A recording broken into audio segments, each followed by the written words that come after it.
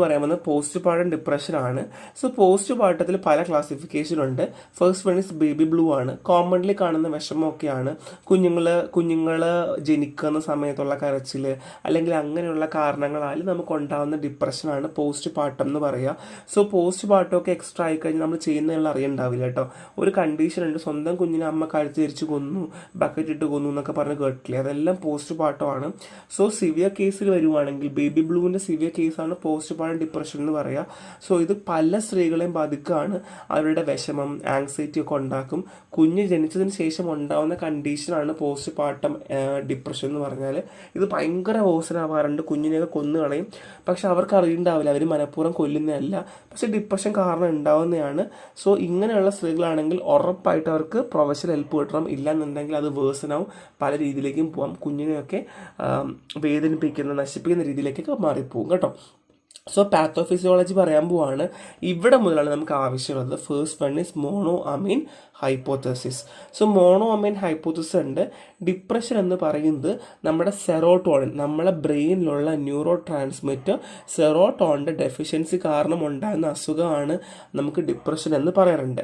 പിന്നെ നോറെപ്പിനെഫ്രിൻ, ഡോപ്പമിനും ഒക്കെ എന്ത് ചെയ്യാറുണ്ട്, നമുക്ക് ഡെഫിക്കേറ്റായി ലാക്കിങ് ചെയ്ത് കഴിഞ്ഞാൽ ഡിപ്രഷൻ ഉണ്ടാകുമെന്ന് പറയാറുണ്ട്. So next one is neurotrophic hypothesis ആണ്. അതായത് low level of brain derived growth factor.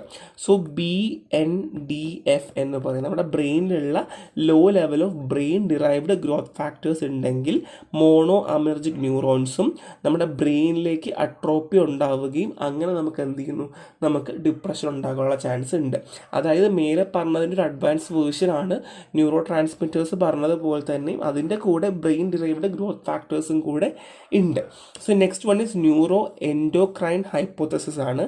അതായത് ഹൈപ്പോതലാമസ് പിറ്റ്യൂട്ടറി അഡ്രിനൽ ആക്സിസും ഹൈപ്പോതലാമസ് പിറ്റ്യൂട്ടറി തൈറോയ്ഡ് ആക്സിസും തമ്മിൽ കോൺട്രിബ്യൂട്ട് ചെയ്യുകയും അത് ഇംബാലൻസ് ആവുന്നത് കാരണം ഉണ്ടാവുന്ന ഡിപ്രഷനാണ്.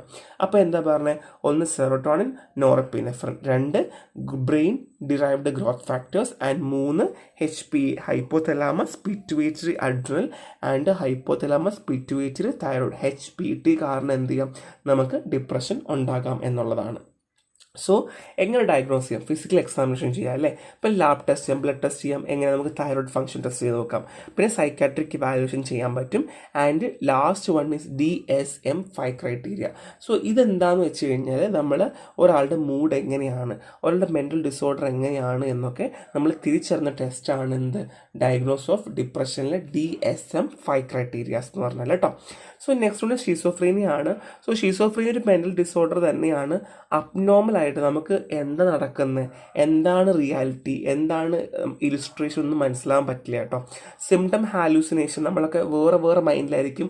All the stars are tingling എന്നൊക്കെ പറയില്ലേ, ആ ഒരു പരിപാടിയിലേക്ക് പോകും. സോ നമ്മൾ ഏർലി ട്രീറ്റ്മെൻറ്റ് നടത്തിയില്ല, നമ്മൾ നേരത്തെ ട്രീറ്റ്മെൻറ്റ് നടത്തിയില്ല എന്നുണ്ടെങ്കിൽ ഷീസോഫ്രീനിയ അഡ്വാൻസ്ഡ് ആകും, അത് ഭയങ്കര പ്രശ്നമായിട്ട് മാറും. സോ എറ്റിയോളജി ജെനറ്റിക് ഫാക്ടേഴ്സ് പറയുന്നുണ്ട്. സോ റിസ്ക് ഫാക്ടേഴ്സ് 10% എന്ന് പറയുന്നത്, നമുക്ക് റിലേറ്റീവ്സിനൊക്കെ ഉണ്ടെന്നുണ്ടെങ്കിൽ നമുക്ക് വരാനുള്ള ചാൻസ് കൂടുതലാണ്. സോ റിലേറ്റീവ്സ് ഉണ്ടെങ്കിൽ ഓഫ് സ്പ്രിങ്ങിനൊക്കെ 40% ഓഫ് ചാൻസ് ഒക്കെ പറയുന്നുണ്ട്. സോ നമ്മൾ നേരത്തെ പറഞ്ഞതുപോലെ തന്നെയാണ്. പിന്നെ എൻവയോൺമെൻറ്റൽ ഫാക്ടേഴ്സ് ഉണ്ട്.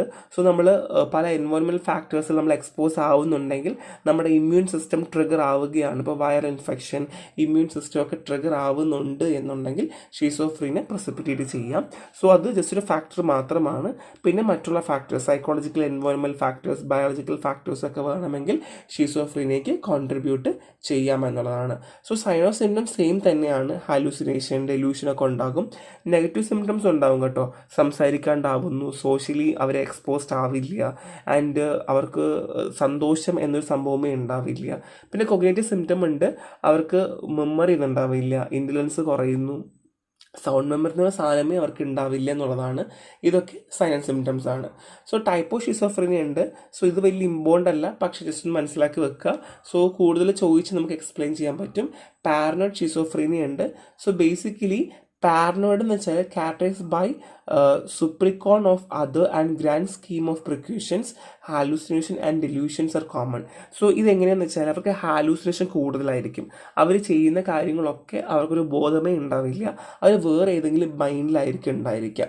അവർ ചെയ്യുന്ന പല കാര്യങ്ങളും ഒരു എന്താ പറയുക, ഒരു സസ്പീഷ്യൻ ക്യാരക്ടറോടായിരിക്കും ഉണ്ടാവുക, അല്ലെങ്കിൽ അവർ ചെയ്യുന്ന കാര്യങ്ങളൊന്നും അവർക്കൊരു ബോധാവസ്ഥയിലായിരിക്കുക ചെയ്യുന്നുണ്ടാവുക. 2 ഹെബിഫെറിക് ഷിസോഫ്രീനിയാണ്. ഇവിടെ involve verbal incoherence and inappropriate mood and emotion. Hallucination usually not present. ഇവിടെ ഹാലൂസിനേഷൻ ഇല്ല, പറയുന്ന കാര്യങ്ങൾക്ക് ഒരു ബന്ധം ഉണ്ടാവില്ല, ചെയ്യുന്ന കാര്യങ്ങൾക്ക് ഒരു ബന്ധം ഉണ്ടാവില്ല, പറയുന്നതായിരിക്കില്ല ചെയ്യുന്നത്. നെക്സ്റ്റ് കാറ്റോണിക് ഷിസോഫ്രീനിയാണ്. സോ ഇവിടെ marked by extreme withdrawal and psychomotor disturbance rare than other type. ഇവിടെ എങ്ങനെയാണെന്ന് വെച്ചാൽ അവർ ചെയ്യുന്ന പല കാര്യങ്ങളിൽ നിന്ന് മാറി നിൽക്കും, വിട്ടു നിൽക്കുന്ന പരിപാടിയാണ്. അതിന് അതർ ടൈപ്പ് ഉണ്ട്. സോ ഇവിടെ എന്ന് വെച്ചാൽ റെസിഡൽ ഷിസോഫ്രീനിയ, ഷീസോ അഫക്റ്റീവ് ഡിസോർഡർ, അൺഡിഫറൻഷ്യേറ്റ് ഷിസോഫ്രീനിയ, അങ്ങനെ പല ക്ലാസിഫിക്കേഷൻ ഉണ്ട്. സോ ഇത് പഠിച്ചതിലും കുഴപ്പമില്ല, ജസ്റ്റ് മനസ്സിലാക്കി വെക്കുക, പഠിക്കാൻ പറ്റുന്നൊരു പഠിക്കുക, എഴുതിൽ മാർക്ക് തന്നെയാണ് കേട്ടോ. സോ പാത്തോഫിസിയോളജിയാണ്, ഇത് ഇമ്പോർട്ടൻ്റ് ആണ്. ബേസിക്കലി ഡോപ്പമിനാണ് പറയുന്നത്. സോ ഡോപ്പമിൻ പറയുന്നത് വെച്ചാൽ നമ്മൾ ഓൾറെഡി സെറോട്ടോണിൻ പറഞ്ഞതുപോലെ തന്നെ ഇവിടെയും ഡോപ്പമിൻ ആണ്. So PET study show increase dopamine activity in nucleus accumbens. So basically ഡോപ്പമിൻ്റെ അളവ് കൂടുമ്പോഴും എന്ത് ചെയ്യാം, ഷിസോഫ്രീനിയ ഉണ്ടാകാം എന്നുള്ളതാണ്. And dopaminergic hyper function. So decrease dopamine function ആണെന്നുണ്ടെങ്കിൽ എന്ത് ചെയ്യാം, ഫ്രോണ്ടോ ടെമ്പറൽ റീജിയനിൽ കുറയുവാണെങ്കിൽ നമുക്ക് എന്ത് ചെയ്യാം, അവിടെ ഷിസോഫ്രീനിയ ഉണ്ടാവാനുള്ള ചാൻസ് ഉണ്ട്. സോ ഒരു സമയത്ത് ഹൈപ്പർ ആക്ടിവിറ്റി ഉണ്ടെങ്കിൽ, ഡോപ്പമിൻ്റെ ഹൈപ്പർ ആക്ടിവിറ്റി ഉണ്ടെങ്കിലും എന്ത് ചെയ്യാം, ഉണ്ടാകാം. പിന്നെ ഡോപ്പമിന് ഹൈപ്പോ ആവുകയാണെങ്കിൽ, കുറയുവാണെങ്കിലും ഉണ്ടാകാനുള്ള ചാൻസ് ഉണ്ട്. ആൻഡ് റിസപ്റ്റർ ഇൻവോൾവ് ചെയ്യുന്നുണ്ട്. D2 റിസപ്റ്റേഴ്സ് എന്ത് ചെയ്യാറുണ്ട്, ഷിസോഫ്രീനിയയിൽ അഫക്റ്റ് ചെയ്യാറുണ്ട്. So basically possible decrease D1 receptor density in pre frontal cortex. So D1 റിസപ്റ്റേഴ്സിൻ്റെ അളവ് കുറയുകയും D2 റിസപ്റ്റേഴ്സ് കൂടുകയും ചെയ്യുമ്പോൾ എന്ത് ചെയ്യാം, നമുക്ക് ഡോപ്പമിൻ ഹൈപ്പോത്തസിസിൻ്റെ ഒരു ഭാഗമായിട്ട് പറയുന്നതാണ് ഷിസോഫ്രീനിയ കൂടാം. സോ നെക്സ്റ്റ് സിംറ്റം കോറിലേഷൻ ആണ്. സോ പോസിറ്റീവ് സിംറ്റംസ് ഒക്കെ ഉണ്ടാവുകയാണെങ്കിൽ ഡോപ്പമിൻ്റെ ഓവർ ആക്ടിവിറ്റി ഉണ്ടാവുക, അല്ലെങ്കിൽ ഡോപ്പമിൻ അണ്ടർ ആക്ടിവിറ്റി കാണിക്കുകയാണെങ്കിൽ നമുക്ക് ഷിസോഫ്രീനിയ ഉണ്ടാകാം. സോ ബേസിക്കലി നിങ്ങൾ നോക്കേണ്ടത് ഡോപ്പമിൻ വെച്ച് പറയുക, പിന്നെ രണ്ടാമത് പറഞ്ഞ D2 റിസപ്റ്ററിൻ്റെ കാര്യം പറയുക, അതിൻ്റെ കൂടെ പോസിറ്റീവ് സിംറ്റംസിൻ്റെ കാര്യം പറയാം.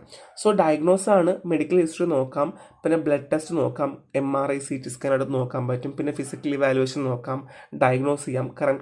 കറണ്ടായിട്ട് പാസ്റ്റ് 2 ഇയേഴ്സ് അവരെങ്ങനെയായിരുന്നു, അവർക്ക് എന്തെങ്കിലും ബുദ്ധിമുട്ടുണ്ടായിരുന്നോ, അവർ നെഗറ്റീവ് സിംറ്റം എങ്ങനെയാണ് എന്നുള്ള കാര്യങ്ങൾ നമുക്ക് നോക്കാം കേട്ടോ. ഇത്രയേ ഉള്ളൂ. അപ്പോൾ ഒന്നും കൂടെ നമുക്കൊന്ന് ഓടിച്ചു പോയാലോ? ഭയങ്കര എളുപ്പമാണ് കേട്ടോ. സോ ഡിപ്രഷൻ നമ്മൾ ഓൾറെഡി പറഞ്ഞു, എന്താ ഡിപ്രഷൻ എന്നറിയാം, ഇമ്പാക്റ്റ് എങ്ങനെയെന്ന് അറിയാം, സിംറ്റം അറിയാം, genetic factor, environment factor, biological factors ഉണ്ട്. So major type major depression and dysthymia. Depression നിങ്ങൾക്ക് എല്ലാവർക്കും അറിയാം, മേജറായിട്ട് ഉണ്ടാവുകയാണ്, മെമ്മറി ലോസ് ആണ്. സോ ഡിസ്മി അങ്ങനെയല്ല, ലോങ് ടേം ആയിരിക്കും, മോർ ദാൻ 2 months ആയിരിക്കും വരെ ഉണ്ടാവുക. സോ സൈഡ് എഫക്റ്റിലാണ് ബൈപ്പോളർ പറഞ്ഞു, സീസണൽ പറഞ്ഞു. ബൈപ്പോളർ നിങ്ങൾക്കറിയാം മൂഡ് സ്വിങ്സിനും അല്ലെങ്കിൽ ആ ഒരു ഡിപ്രഷനൊക്കെ ഇടയ്ക്ക് വരുന്നതാണ്. സോ സെക്കൻഡറി ആണ്, അല്ലെങ്കിൽ സീസണൽ അഫക്റ്റീവ് ആണ് സെക്കൻഡറി ആയിട്ട് നമ്മൾ പറയുന്നത്. സോ ഇവിടെ എന്താണ് ഓരോ സീസണിൽ മാത്രം വരുന്നതാണ്. പോസ്റ്റ് പാർട്ടം പറഞ്ഞു, baby blue, post partum depression പറഞ്ഞു.